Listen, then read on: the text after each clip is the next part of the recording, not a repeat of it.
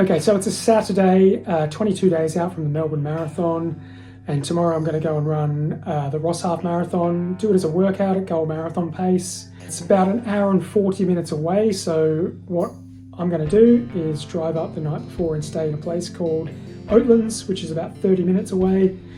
My girlfriend Caitlin, she's running the 10K as well. So driving an hour and 40 minutes the morning of, it's probably not ideal if you want to get a good performance out. So we're going to stay about 30 minutes away. Hopefully the weather plays ball. It's not looking great at the moment in terms of wind, and it's really, really exposed on the course. So yeah, they're mainly rural roads that don't have a lot of tree coverage. So hopefully that wind can hold off until later in the day. It might rain as well, but I'm not too fussed about that. It's really just that wind. So this is basically just going to be a dress rehearsal for the Melbourne Marathon.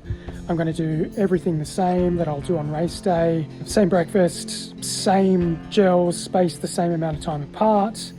I'm going to do the same warm-up, wear all the same kit. Going to try and stick to the same kind of heart rate plan that I'll have in the marathon. So yeah, it's really just about practicing that, everything that I'll be doing, but just running to halfway. Also, if you're an Australian, please don't think that this is a Collingwood jumper. It's just my local athletics club that I run for, the Northern Suburbs Athletics Club. They've got the same mascot as the Collingwood Magpies in the AFL, so don't feel like you have to throw your phone down in disgust and stop watching this channel because you think I'm a Collingwood supporter.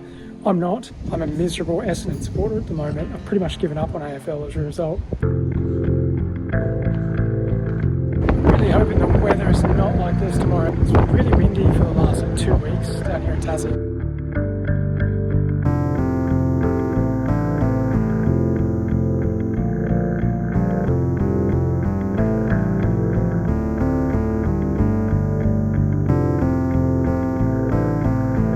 He's gonna dunk it!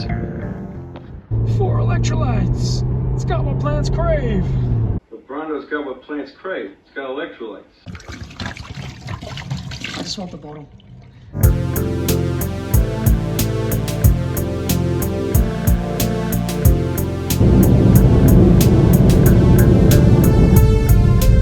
Oatlands. We've got 1 bedroom.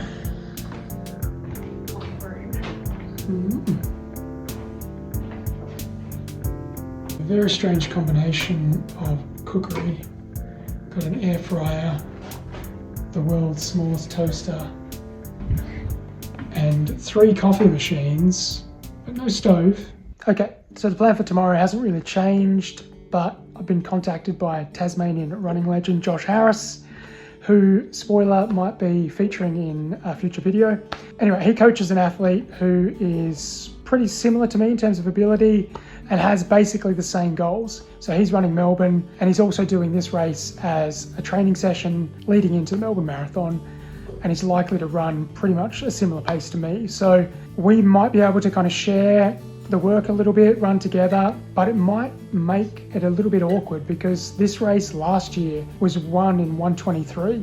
In previous years, it's been won in much faster than that. I think the last time that I did it, back in 2021, it was won in about 68 minutes. But it's a bit of a lottery in terms of who turns up. So it could be quite awkward if we're at the front of the race and we're doing a training session and neither of us really wants to sprint at the end because that would defeat the purpose of the workout. So it could come down to, I guess, who's more disciplined, and the person who's more disciplined is probably going to lose out. Anyway, I shouldn't get too caught up in that. That's not the purpose of tomorrow. It's just to get in a good training session. I want to hit 21 Ks of work at marathon pace. I'm going to be annoyed with myself if I push too hard and get my heart rate up above threshold. So just got to stick to that mindset, run to the numbers, don't get carried away. And yeah, that'll be box ticked. And then I can look forward to Melbourne because that's what it's all about. Also, I'm not really into the whole shoe porn thing, and talking about shoes kind of bores me a little bit, but I am interested to see how these go tomorrow.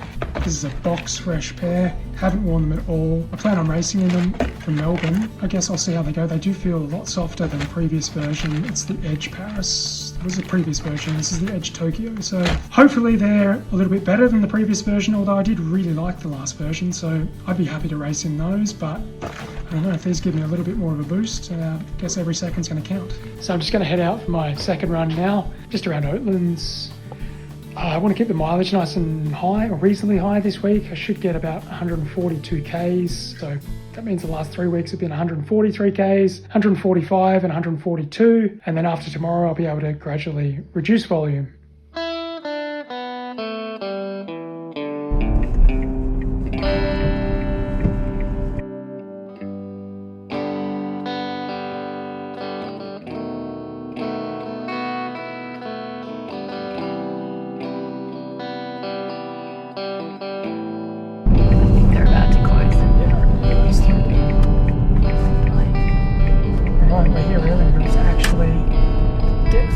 Quick way, don't have to go all the way around.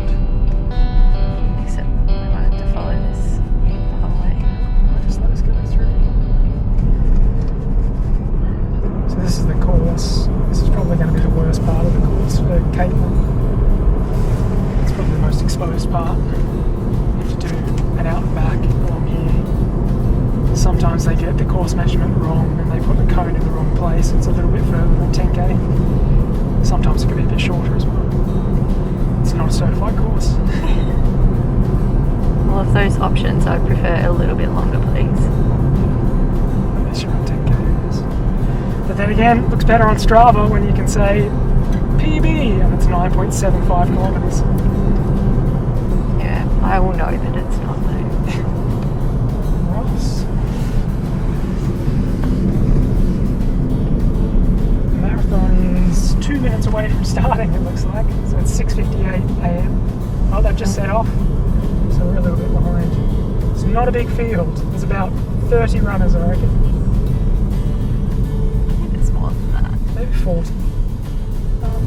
On one of the streets, do you reckon? Yeah, we have to be relatively close because we need to go get our bibs and then get back to the car.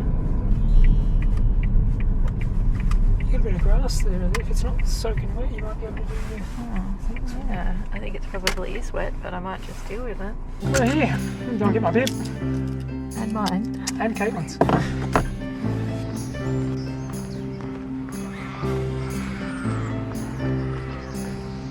So I've got my bib. So it sounds like Nick Earl is running the half as well. He's just coming off the Sydney Marathon and it sounds like he's interested in just cruising along as well. But he's a much, much better athlete than me. So his cruise is probably going to be still pretty fast. Maybe he'll stick with us, with me and with Chris, Josh Harris's athlete. Maybe he'll stick with us early on and then push on. Could make things a little bit hard because I'm going to have to really pay attention to how I'm tracking in terms of heart rate and pace, not get sucked into what Nick wants to do, but that's fine. Extra bodies is always good. I guess in Melbourne, I'm going to have to practice that anyway. I'm probably not going to stick religiously to heart rate in Melbourne because I want to go with groups. That's going to get me the best time possible. I think that's how I'm going to get the best out of myself. So I guess it's just practicing racing. You're going to have to deal with things that pop up in the race. So yeah, not too far away now. We're about 45 minutes from the start. I'll put my bib on first and then go and do a warm-up.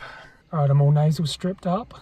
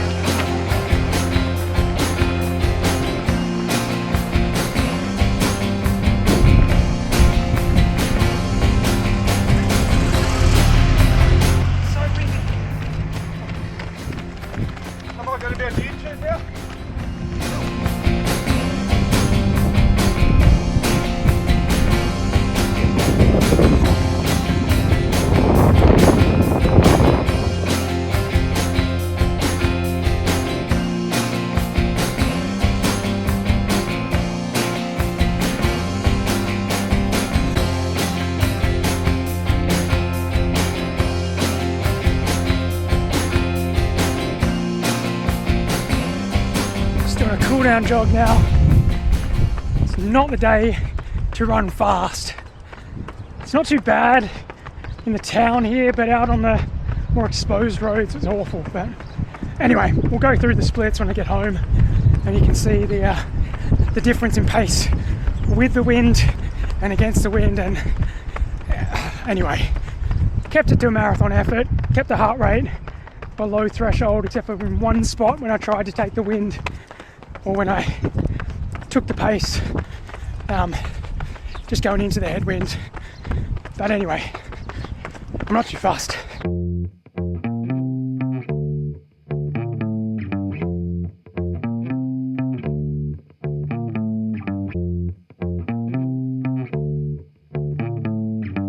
Some chips, always such a disappointment though. They always look so much better than they actually are, especially when they're cold.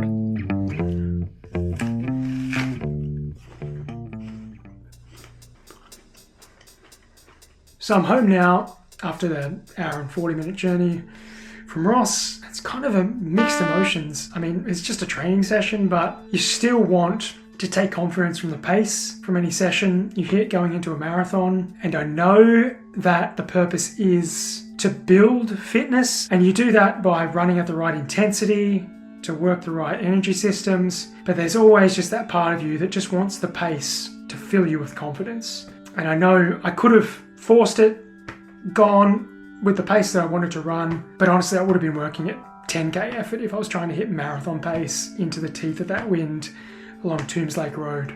Yeah, the overall time, not very good. If that's right, and if we get conditions like that in Melbourne, I mean 2:39, I definitely would not be happy with that. I'd be happy with a time 5 minutes faster than that at the very least, but I could have overreached, I could have tried to force it, and I would have been more annoyed with myself, I think, if I had have done that afterwards. So I feel good now. I feel like I've come away with what I was looking to try and achieve, which was to get a good half marathon stimulus at marathon effort, and there's not much else I could do. I can't control the weather, but there's always that thing in the back of your mind of maybe that's as fast as I can go. Maybe that is marathon pace. How am I going to run 3 minutes faster, 2.5 minutes faster through the first half marathon in a marathon and continue on? I guess I'm hoping for better conditions. First of all, obviously you're going to have better roads. It's a nice thing when you do go to a big city marathon. People don't really seem to factor it in that just running on those slicker roads, you do pick up maybe a second or two a kilometre just by having a flatter surface to place your foot on. I think also having a taper. This was a 143 kilometre week,